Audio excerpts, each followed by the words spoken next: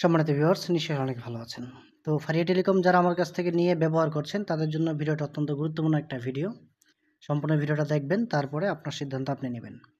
তো যারা Faria telecom use করেন, আমি যাদেরকে অ্যাকাউন্ট খুলে দিয়েছি বা আমার রেফারে যারা অ্যাকাউন্ট নিয়েছেন, তারা হয়তো ইতিমধ্যে ফারিয়া টেলিকম ব্যবহার করছেন এবং ইতিমধ্যে অনেকেই অন্য টেলিকমে রেফার হয়ে চলে গেছেন। কারণ হচ্ছে ফারিয়া টেলিকমের অ্যাডমিনের আচার-আচরণ বা সার্ভিস অনেকের কাছেই ভালো লাগে না।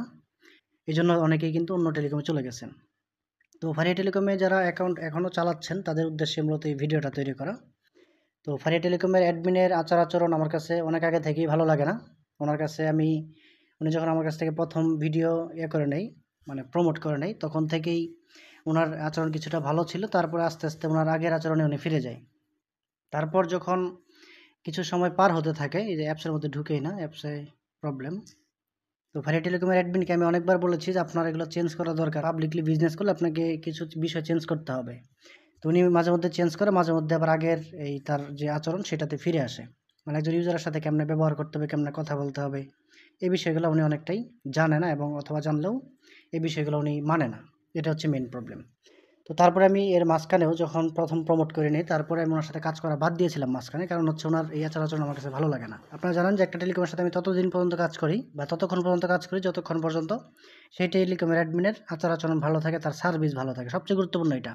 তার আচরণ এবং সার্ভিস, এই ২ টা বিষয়। তো এর আগে আমি তার সাথে কাজ করা বাদ দিয়েছিলাম এই সকল কারণে। তার এগুলো আমার ভালো লাগতো না। তো উনি তারপরে অনেক রিকোয়েস্ট করে, তারপরে বলছে, অনেকভাবে বলছে, রিকোয়েস্ট-টিকোয়েস্ট করার কারণে বিষয়গুলো চেঞ্জ করতে বলছে। সে বলছে, "হ্যাঁ, এগুলো চেঞ্জ হবে, সার্ভিস ভালো হবে, এই সেই হবে।" এটা বলে আবারও আমি তার সার্ভিস ভালো পাওয়ার পরে তাকে আবার একটা রিভিউ করে দিয়েছি বা বিভিন্ন সময় ভিডিও বানিয়েছি।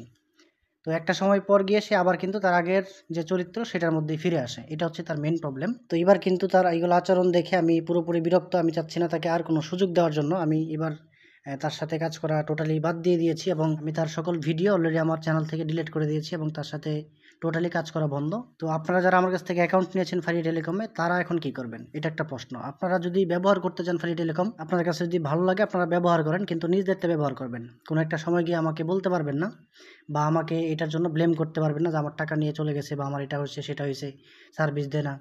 পরবর্তীতে আমি এটার দায়ভার নিব না। আমি নির্দিষ্ট পর্যন্ত একটা সময় দিব। এই সময়ের মধ্যে যারা ওইখান থেকে ফিরে আসবেন বা ফারিয়া টেলিকম থেকে চলে আসবেন, তাদেরকে আমি বিকল্প বয়ে দেখায় দিব এবং অন্য একটা টেলিকমে প্রয়োজনে অ্যাকাউন্ট খুলে দিব। এটার জন্য আপনাদেরকে ৩ দিন সময় দিচ্ছি। এই ৩ দিনের মধ্যে যারা ফারিয়া টেলিকমের ইউজার রয়েছেন, আমার মাধ্যমে রেফার হয়ে নিয়েছেন, তারা একটু প্রমাণ দিবেন যে আমি আপনার কাছ থেকে অ্যাকাউন্ট নিয়েছি। আপনারা সেই টেলিকমের ব্যালেন্স শেষ করে আমার কাছ থেকে অন্য একটা টেলিকমে অ্যাকাউন্ট নেবেন। ঠিক আছে? আজকের তারিখটা হচ্ছে ২৬ তারিখ। ৩০ তারিখ পর্যন্ত আমি সময় দিলাম। ঠিক আছে? এই মাসের মার্চ মাসের ৩০ তারিখ পর্যন্ত। এর মধ্যে আপনারা ওই টেলিকম থেকে যারা ফিরে আসবেন, বা এই পর্যন্ত আপনাদের দায়ের ভাই আমি নিচ্ছি এবং এই পর্যন্ত আমার রেসপন্সিবিলিটিতে থাকবে। ৩০ তারিখের পর থেকে, মার্চ মাসের ৩০ তারিখ ২০২৫, এরপর থেকে আমার কোনো দায়ভার থাকবে না। এটা আমি আপনাদেরকে ক্লিয়ার করে বলে দিলাম। এই সময়ের মধ্যে যারা চলে আসবেন ওইখান থেকে, আপনাদের ব্যালেন্স থাকলে আপনারা ব্যালেন্স শেষ করে চলে আসেন। চলে আসার পরে আমার কাছ থেকে অন্য একটা টেলিকম অ্যাকাউন্ট নিয়ে বিজনেস করেন। ঠিক আছে? আপনারা টাকা দিয়ে অ্যাকাউন্ট নিছেন। আমি চাই না আপনাদের কোনো ক্ষতি হোক বা আপনারা কোনো বিজনেসটা প্রবলেম ফেস করেন। সেটা আমি চাই না। অবশ্যই অন্য একটা টেলিকম অ্যাকাউন্ট খুলে দেব এবং সম্পূর্ণ ফ্রিতেই খুলে দেব।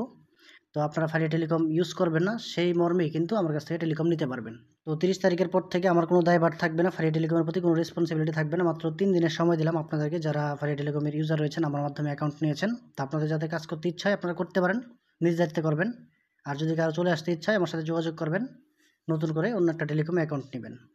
তো এই ছিল ভিডিও। ভালো থাকবেন। আল্লাহ হাফেজ।